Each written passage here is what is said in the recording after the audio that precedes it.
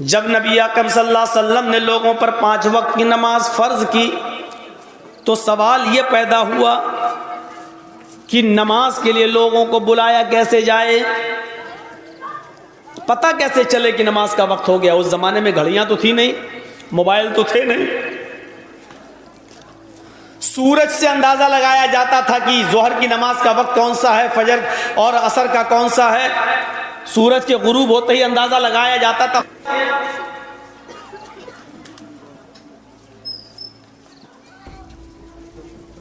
مشورہ کیا اللہ کے رسول صلی اللہ علیہ وسلم نے کہ لوگوں کو اذان نماز کی طرف کیسے بلائیں۔ کسی نے مشورہ دیا اے اللہ کے رسول اذان، کسی نے مشورہ دیا نماز کے لیے بلانے کے لیے محلے میں ایک آگ لگائی جائے، ہر نماز کے وقت آگ لگائی جائے، جب آگ جلنے لگے تو لوگ سمجھ جائیں کہ نماز کا وقت ہو گیا۔ ایک صحابی نے مشورہ دیا نہیں، زور سے گھنٹی بجائی جائے تو پتہ چل جائے گا کہ اذان کا وقت ہو گیا، نماز کا وقت ہو گیا۔ کسی نے مشورہ دیا کہ شنخ بجایا جائے، جس کو بھونپو بولتے ہیں، شنخ بجایا جائے زور سے، اس سے پتہ چل جائے گا کہ نماز کا وقت ہو گیا۔ لیکن اس وقت میٹنگ برخاست ہو گئی، نہیں، نہ آگ جلانا ٹھیک ہے، اس میں مجوسیوں کی مشابہت ہو رہی ہے، نہ شنخ بجانا ٹھیک ہے، نہ گھنٹا بجانا ٹھیک ہے، چلو کل غور کریں گے کہ کیا ہے، کل پھر میٹنگ ہوگی دوبارہ۔ اللہ کے رسول نے صبح پھر دوسرے دن پھر میٹنگ بلائی۔ جب میٹنگ بلائی تو اس میں حضرت عمر فاروق رضی اللہ تعالیٰ عنہ نے اپنا ایک خواب بیان کیا کہ اللہ کے رسول صلی اللہ علیہ وسلم مجھے رات میں یہ خواب دکھایا گیا ہے کہ نماز کے لیے اس طریقے سے لوگوں کو بلایا جائے، اللہ اکبر اللہ اکبر اللہ اکبر اللہ اکبر، 2 بار یہ، اشہد ان لا الہ الا اللہ اشہد ان لا الہ الا اللہ، 2 بار یہ، اشہد ان محمد الرسول اللہ اشہد ان محمد الرسول اللہ، 2 بار یہ، حی علی الصلاۃ حی علی الصلاۃ، 2 بار یہ جملے، حی علی الفلاح حی علی الفلاح، 2 بار یہ جملے، اللہ اکبر اللہ اکبر، 1 بار پھر یہ جملہ لا الہ الا اللہ، 1 بار یہ جملہ۔ حضرت عمر نے جب اپنا یہ خواب بیان کیا تو اس میں چند صحابہ کھڑے ہوئے اور کہنے لگے اللہ کے نبی یہ خواب تو آج رات میں ہم نے بھی دیکھا، دوسرے نے کہا یہ ہم نے بھی دیکھا، ایک اور اٹھا کہنے لگا یہ تو ہم نے بھی دیکھا۔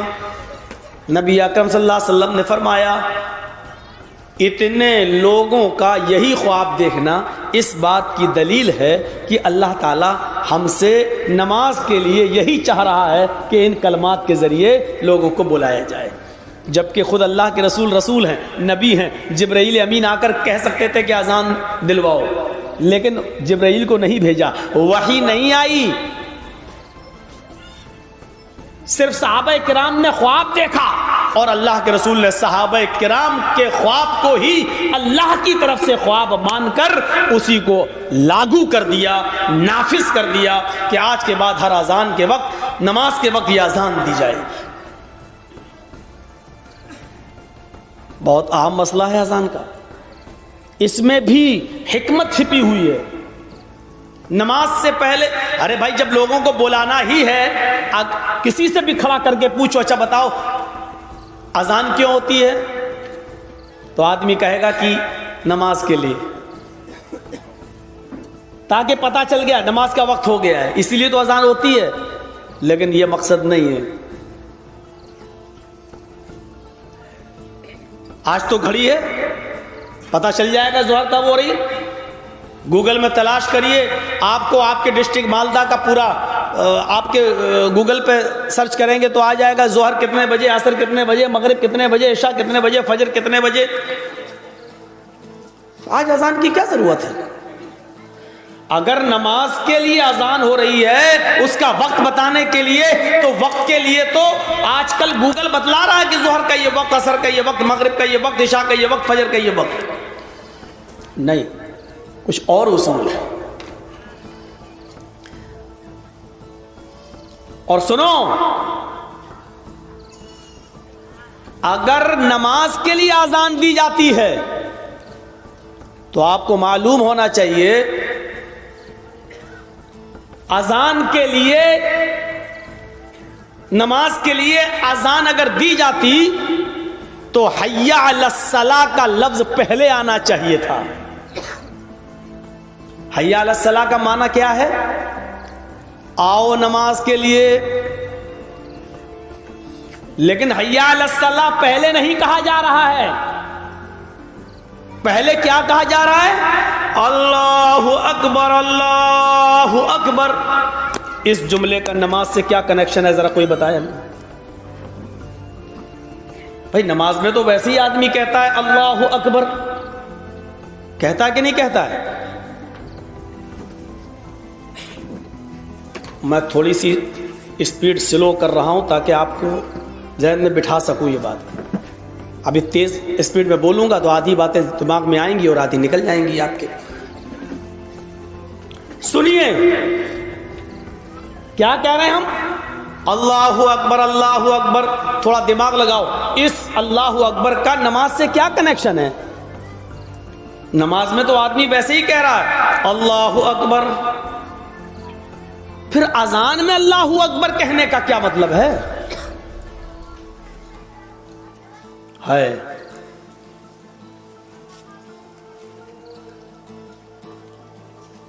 اللہ اکبر، اللہ اکبر۔ کل میں نے بتایا تھا جب مؤذن کہے اللہ اکبر، اللہ اکبر، تو تم بھی کہو اللہ اکبر، اللہ اکبر۔ یہ مؤذن کے ساتھ ساتھ عوام کو، پبلک کو، رعایا کو، مسلمانوں کو یہ جملے اس لیے دہرانے کا حکم دیا گیا ہے کہ جس طرح مؤذن اللہ کو سب سے بڑا مان رہا ہے، تم بھی اللہ کو سب سے بڑا مانو۔ اب اللہ کو سب سے بڑا ماننے کا مطلب کیا ہے؟ اللہ اکبر، اللہ اکبر، اللہ سب سے بڑا ہے، اور اس کو ایک بار نہیں دو بار کہا جا رہا ہے اللہ اکبر، اللہ اکبر۔ اللہ سب سے بڑا ہے، اللہ سب سے بڑا ہے۔ تھوڑی دیر رکنے کے بعد یہ جملے پھر کہے جا رہے ہیں اللہ اکبر، اللہ اکبر۔ ہاں غور سے سن لو، اگر تم نے نہ سنا ہو پھر سے سن لو، اللہ سب سے بڑا ہے، اللہ سب سے بڑا ہے۔ آئے زمین کے سینے کو چیر کر،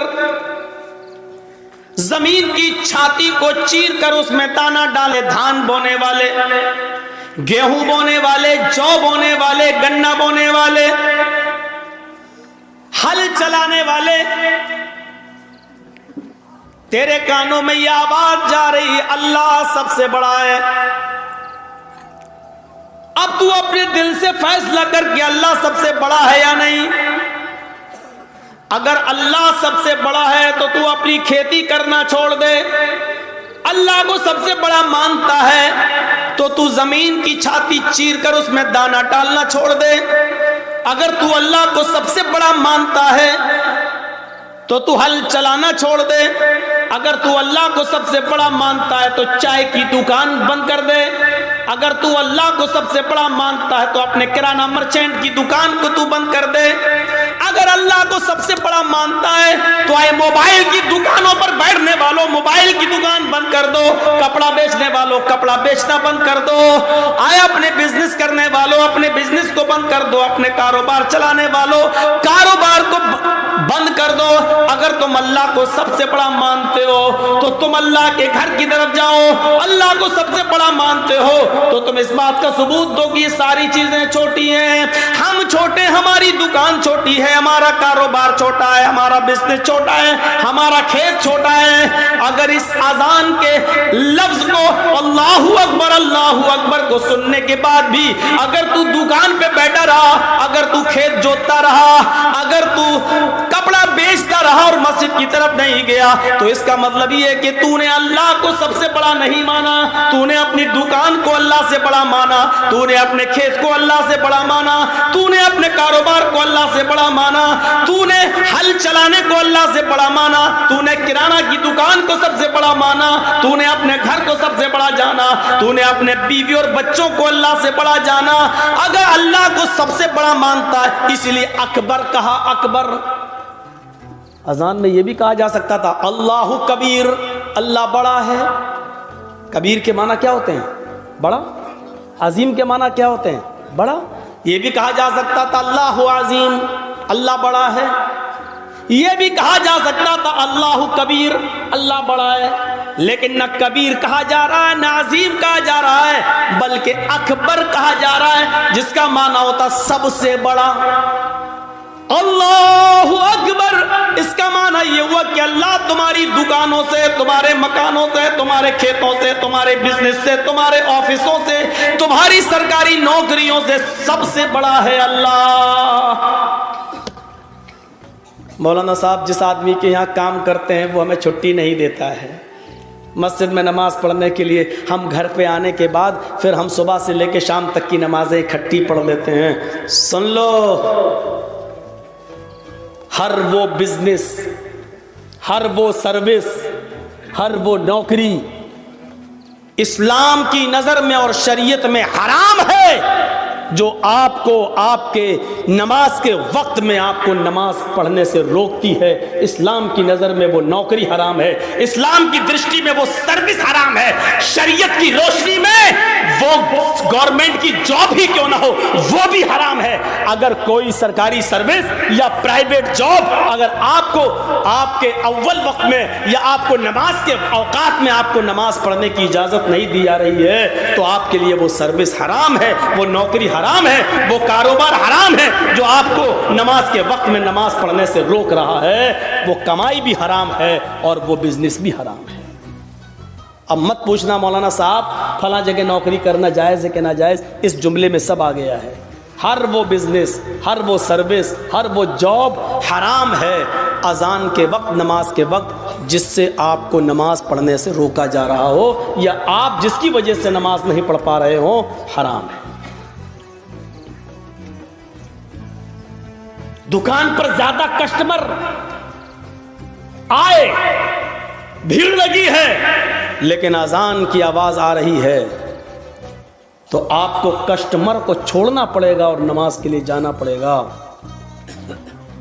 کیونکہ اقیم الصلاۃ کہا گیا ہے, یہ نہیں کہا گیا نماز پڑھ لو, نماز قائم کرو کہا. نماز قائم کرنے کا مطلب یہ کہ اس کو وقت پہ پڑھو, اس کے اصول پر پڑھو, اس کے ضابطوں پر پڑھو, نبی کے طریقے پر پڑھو, اور نبی نے جو وقت بتایا اس وقت پر پڑھو. بعد میں تو پڑھ ہی لوگے, شام کو اکٹھی بھی پڑھ لوگے. نماز پڑھنے کا حکم نہیں دیا اللہ نے, نماز کو قائم کرنے کا حکم دیا ہے. اور نماز کا قائم کرنا یہ ہے کہ جیسی اذان ہوئی بند کرو دکان اور جاؤ نماز پڑھنے کے لیے, چاہے 20 کسٹمر ہی تمہاری دکان پر کیوں نہ ہو.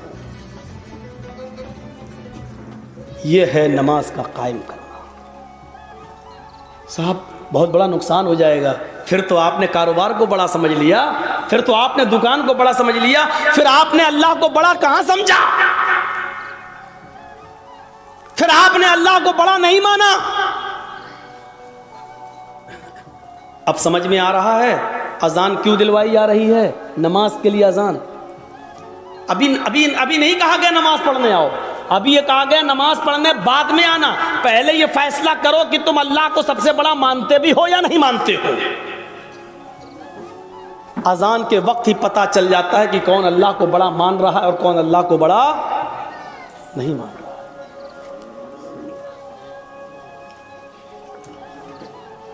اذان کے وقت ہی پتہ چل جاتا ہے. اس جملے کو بار بار 2 بار کہا جا رہا ہے اور پھر 2 بار اور کہہ کر 4 بار کہا جا رہا ہے. پوری اذان اٹھا لو, 4 بار کوئی جملہ نہیں کہا گیا, سب سے پہلے یہی جملہ 4 بار کہا جا رہا ہے. اللہ اکبر, اللہ اکبر 2 بار ہو گیا. اللہ سب سے بڑا ہے, ہاں اللہ سب سے بڑا ہے. آئے کاروبار میں مصروف رہنے والوں، آئے کھیتوں میں مصروف رہنے والوں، آئے آفیسز میں بزی رہنے والوں، ہائے سرکاری اور پرائیویٹ جاب میں مشغول رہنے والوں، ہائے دکانوں میں مصروف رہنے والوں، اپنے اپنے گھروں میں بزی رہنے والوں، دوبارہ پھر سن لو، اللہ اکبر، اللہ اکبر، اللہ سب سے بڑا ہے، اللہ سب سے بڑا ہے، تمہارے کاروبار سے بڑا. اللہ اکبر اصل میں اس میں تفضیل کا جو استعمال ہوتا ہے وہ من کے ذریعے بھی ہوتا ہے. اس کے بعد یہ لفظ سائلنٹ ہے جو دل میں رکھا جاتا ہے لیکن بولا نہیں جاتا ہے. اذان پوری کیا ہے؟ اللہ اکبر کا پورا جملہ کیا ہے؟ اللہ اکبر من کل شیء. یہ ہے، بول رہا ہوں، ابھی سپیڈ بڑھے گی میری، ابھی اتنا ذہن میں رکھیے. اذان کا صحیح جملہ کیا ہے؟ اللہ اکبر من کل شیء.